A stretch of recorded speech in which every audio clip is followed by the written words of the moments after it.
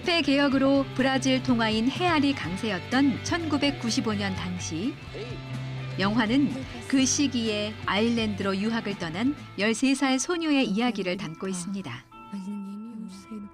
외국 생활에 적응하지 못한 채 집으로 돌아온 주인공은 편집증과 거식증에 걸리는 등 지독히도 힘겨운 사춘기를 보냅니다. 한인 2세 영화감독 파울라 김 씨의 첫 장편 영화. 본인의 사춘기 시절을 회상하며 자전적인 이야기를 영화에 풀어냈습니다. Achei muito emocionante, muito realista, tanto as questões psicológicas quanto o sofrimento, né? Todo. Muito impactante. Eu achei muito forte, muito mesmo. Eu acho que só quem vivenciou, experienciou essas situações sabe como é. Eu acho que carregou cada sentimento da forma correta e o filme carrega uma mensagem muito importante. 시나리오부터 연출, 제작까지 영화는 모두 파울라 김 씨의 손끝에서 만들어졌습니다. 이 영화의 시나리오는 2015년 칸 영화제 시네 파운데이션 경쟁작에도 선정됐는데요. 브라질에서는 최초이자 유일하게 칸 영화제에 선정된 작품입니다. 세계적으로 시나리오를 인정받고 2년 만에 상파울루시 영화진흥원에서 주최한 공모전에서 12만 대 1의 경쟁률을 뚫고 영화로 제작됐습니다. 여자들이 항상 예쁘게 행동을 해야 되는 그런 거는 저희 생각에는 저희 같은 사람한테 자유 없는 것 같아요.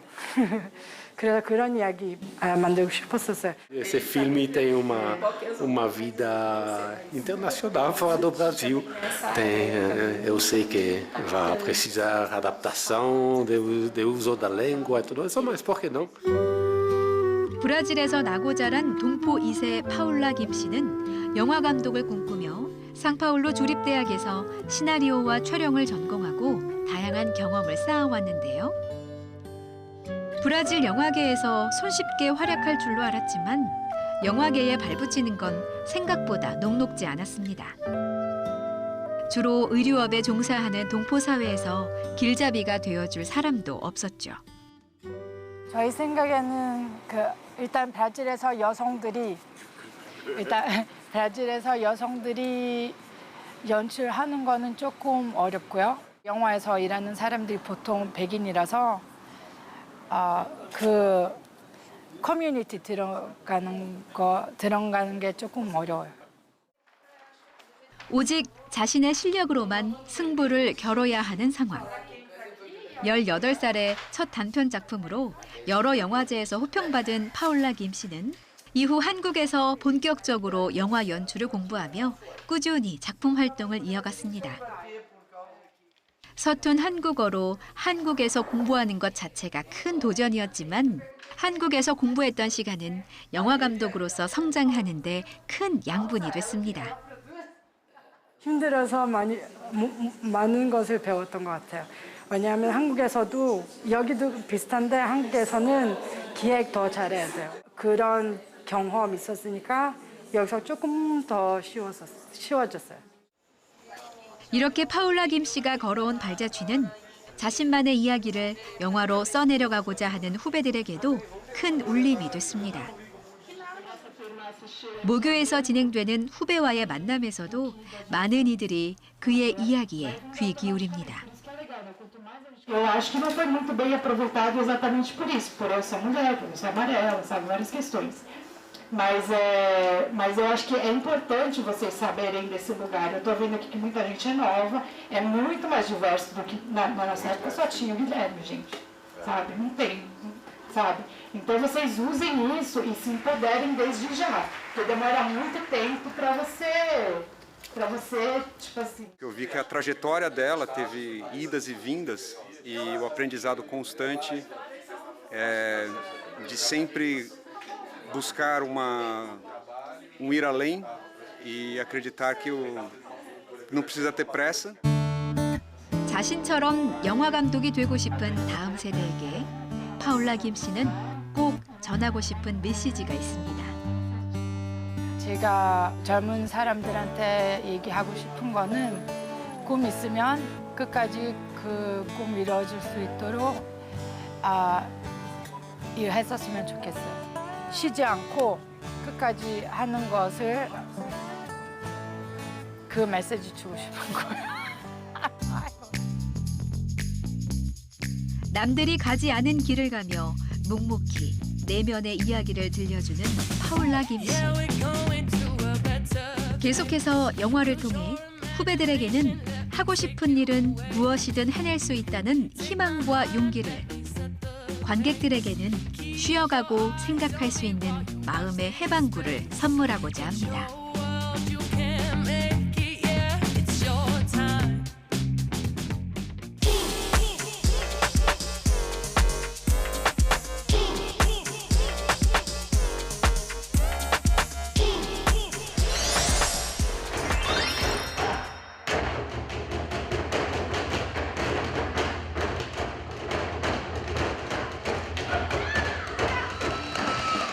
격렬한 메탈 기타 선율 위로 가슴을 울리는 북소리가 공연장에 울립니다.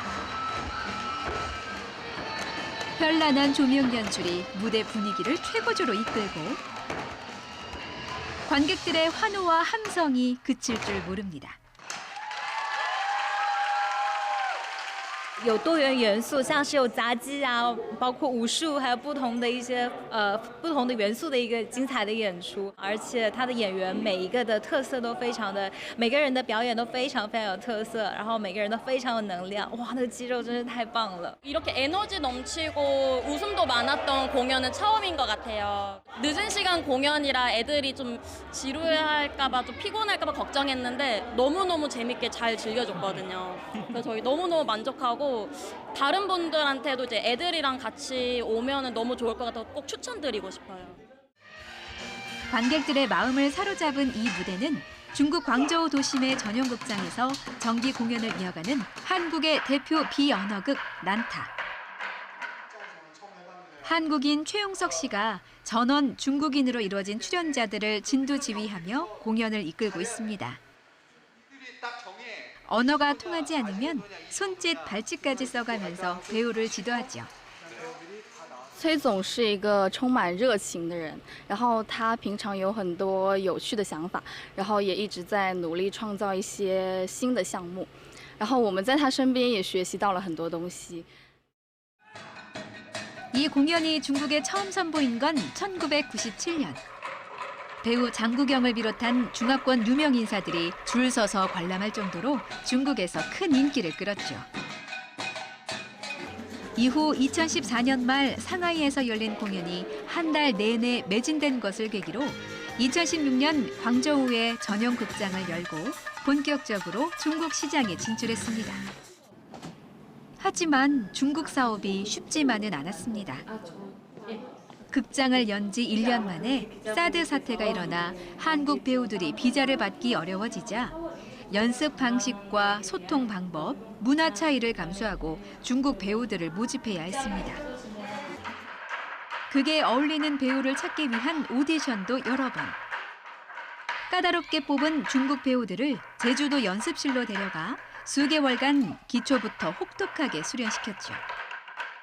非常荣幸，之前有跟那个韩国的团队一起到济州岛去参加这个快乐厨房的排练。我希望下次呢，我们能有机会一起到这个济州岛一起去旅行，专门去玩一下。因为上次排练的太仓促了，真的没有时间玩。이런 노력을 통해 작품 완성도를 높인 뒤 현지 배우들과 함께 무대에 복귀했지만 오래지 않아 시련이 또 찾아왔습니다. 사람들을 모아야 하는 공연 기획사로선 치명적인 코로나19입니다. 모든 것을 접고 한국으로 돌아갈 생각도 했던 최용석 씨를 붙잡은 건 현지 투자자 시에멍 씨의 결연한 의지였습니다. 중국 파트너가 언젠가는 코로나는 종속이 되고 끝나고 좋은 날이 올 것이다. 그때를 생각해서 우리가 포기하지 말고 더 오히려 준비를 해서 좋은 날을 희망을 갖자라고 열정을 보이는 겁니다. 그래서 저 역시 포기를 할 수 없더라고요. 코로나19가 유행한 3년간 수익도 없이 이를 악물고 버틴 끝에 올해 초부터 극작에 다시 활기가 돌고 있습니다. 지난 춘제 연휴에는 객석 점유율이 60%까지 올라갔고 오는 6월에는 상하이 특별 공연도 앞두고 있지요.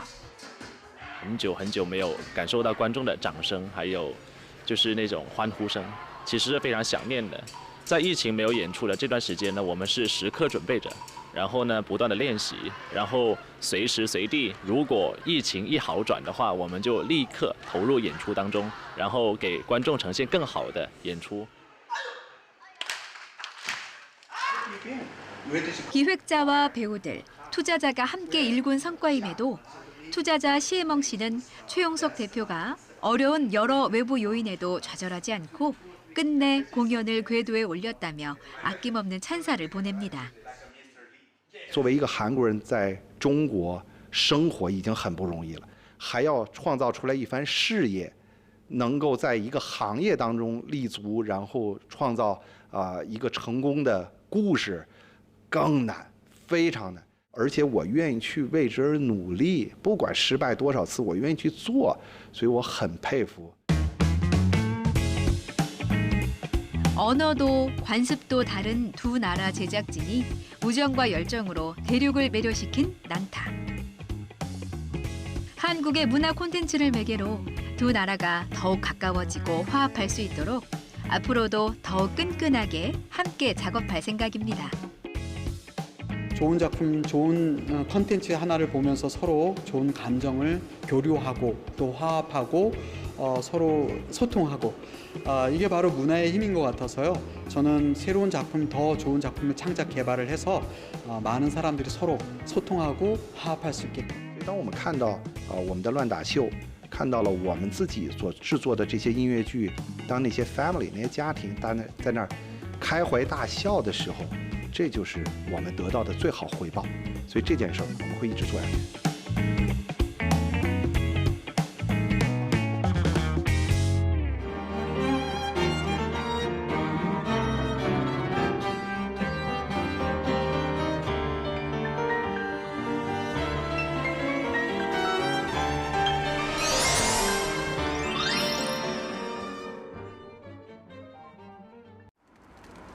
덴마크에서 가장 오래된 명문 음악 교육기관 왕립음악원.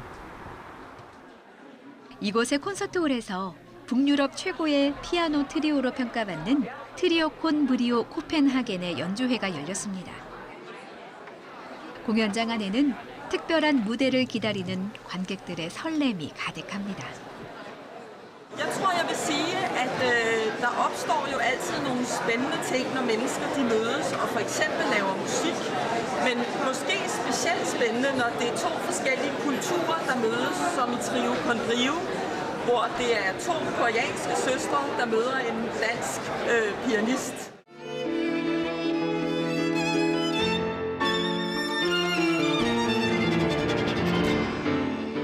이 연주단은 홍수진 수경자매와 수경 씨의 덴마크인 남편으로 구성된 피아노 트리오. 언니 홍수진 씨가 바이올린, 동생 홍수경 씨가 첼로, 수경 씨의 남편 옌스 씨가 피아노를 연주하는데요.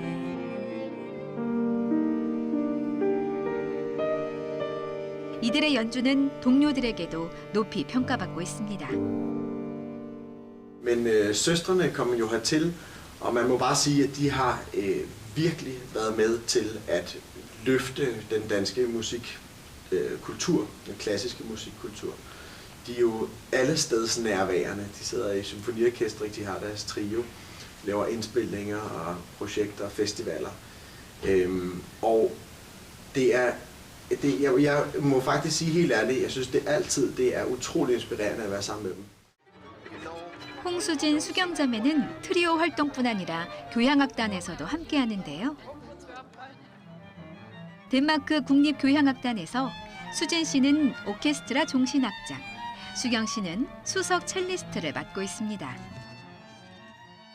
They are both highly professional.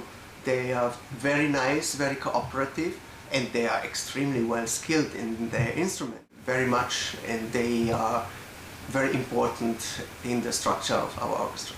종신 악장이라는 건 이제 제가 정년퇴직할 때까지 그냥 끝까지 계속 악장으로 활동을 할 수 있고요. 지휘자가 이렇게 원하는 걸 제 바디 랭귀지라든지 아니면은 제가 이제 말로써 단원들한테 이제 소통을 하고 빨리 이렇게 해결을 한다든지 아니면 음악적으로 여러 가지 이렇게 번역을 해야 된다고 할 수도 있죠.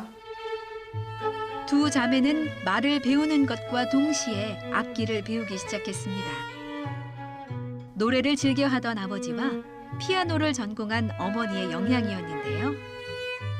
엄마가 피아니스트시고 그래서 피아노 1년 치고 그다음에 만 5살 때 바이올린을 계속 하면서 이게 제 악기라고 그냥 제가 느꼈던 것 같아요. 첼로를 시작했을 때부터 정말 저는 다른 악기를 상상할 수 없을 정도로 이거는 내 악기다 그런 느낌이 딱 들었어요. 피아노 트리오는 수경 씨가 오스트리아 유학 시절 만난 남편 옌스 씨의 오랜 꿈이기도 합니다. 1999년 두 자매와 함께 음악의 도시 빈에서 그 꿈을 이루게 됐죠.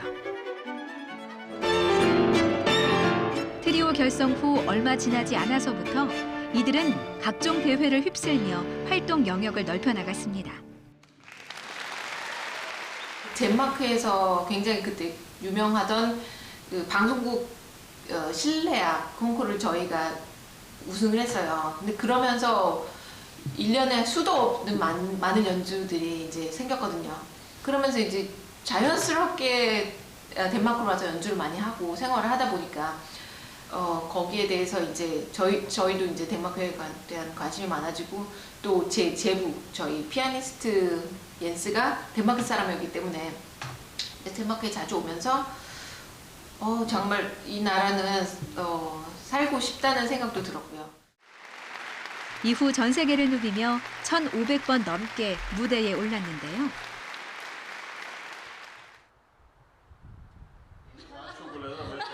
물론 트리오 활동이 처음부터 매끄러웠던 건 아닙니다.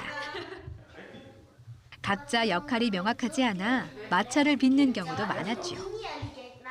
문제를 해결해 준 건 시간. 걸어서 5분 거리, 한 동네에 살면서 오랜 시간 서로 맞춰가고 일정 관리와 항공권 예매, 연주복 준비까지 각자의 자리를 찾아가게 되었습니다. har været det nu i snart 25 år, så det er næsten ligesom et sprog, man taler sammen. Og det tror jeg er ret fantastisk, fordi det er jo klart, det ved man jo, når man taler det samme sprog, så er det nemmere at kommunikere sammen. Så det er en helt speciel kvalitet. 음악을 사랑하는 마음으로 국경을 초월해 트리오를 결성한 지 어느덧 25년째. 앞으로도 계속 서로 지지하고 응원하며 늘 세상의 아름다운 화음을 선사하는 게 같은 소망인데요. 8월 한국 공연도 앞두고 있습니다. 한국 청중들과 다시 만날 수 있는 그 기회가 있어서 저희 너무 행복하고요. 굉장히 기대돼요. 저는 지금까지 제가 했던 만큼 또 계속 그렇게 하고 싶어요. 사람들한테 이제 존경을 받고 싶고 연주면으로도 또 사람으로서도 제가 아는 분들한테 항상 이렇게 믿음이 갈 수 있는 사람이 계속 되고 싶어요.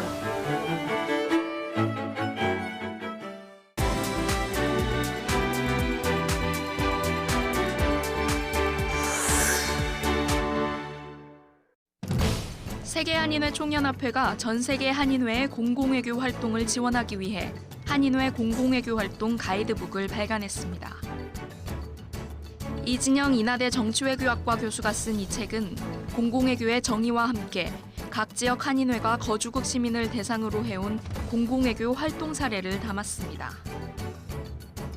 우크라이나 전쟁에 따른 항공노선 중단으로 입국하지 못했던 사할린 동포 영주 귀국자 90명이 3월 말까지 2차례에 걸쳐 처음으로 백기를 통해 모국에 돌아옵니다. 사할린 동포는 1939년 일제강점기에 군수 물자 조달 등을 위해 러시아 극동 사할린주에 징용된 뒤 고국에 돌아오지 못한 한인과 후손들로 우리 정부는 1990년대 초부터 영주 귀국을 지원해왔습니다.